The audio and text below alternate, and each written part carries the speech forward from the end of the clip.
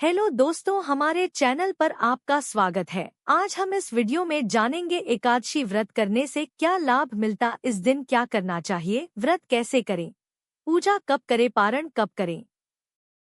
Video शुरू होने से पहले चैनल पर नए हैं तो सब्सक्राइब करके घंटी के बटन को दबा दें ताकि पूजा पाठ से जुड़े कोई भी वीडियो सबसे पहले आप तक पहुंचे। तो चलिए शुरू करते हैं। सबसे पहले जानते हैं व्रत करने का तरीका। एकादशी का व्रत 3 दिन का होता है, पर इस कलयुग में 3 दिन का करने वाले कम हैं, इसलिए आप 1 दिन का करें। 3 दिन का कैसे होता है वो भी मैं आपको बता दूं। दशमी के दिन सुबह टाइम भोजन कर लो, शाम को ना करो। करना है तो चावल ना खाओ, शाम को भोजन दशमी को नहीं करना।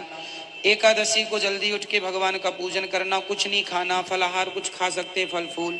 फिर द्वादशी को ब्राह्मणों को भोजन करा के और भगवान को स्नान ध्यान करा के ब्राह्मणों को भोजन करा के फिर चावल के साथ आप शुरुआत करें अपने पारण की, वो भी त्रयोदशी लगने के पहले। अपने पति के लिए व्रत करती है, ऐसे ही भक्त अपने ठाकुर जी के लिए व्रत करते हैं। आप कहोगे करवा चौथ कैसे? बोले कि जैसे पत्नी अपने व्रत करके, कोई ऐसा नहीं है कि 5-10 वर्ष की आयु मिल जाती है पति को एक करवा चौथ व्रत करने से, एक ही दिन की मिलती है बस।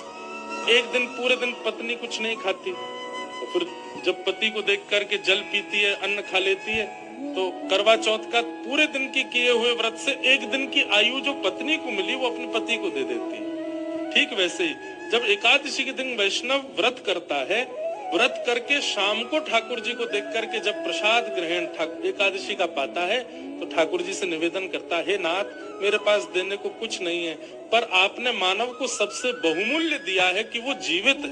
हर दिन जीवन जो हमें मिल रहा है, इससे ज्यादा बहुमूल्य और कुछ नहीं हो सकता। मैं आज का एक दिन आपको अर्पित करता हूँ।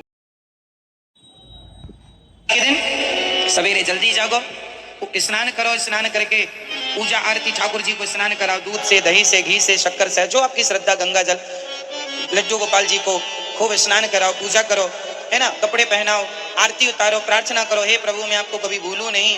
और भगवान का चरणामृत पीकर व्रत को स्टार्ट करना चाहिए। सवेरे भगवान जी को नहवाओ, वो चरणामृत पी लो और पी के वो व्रत चालू हो गया।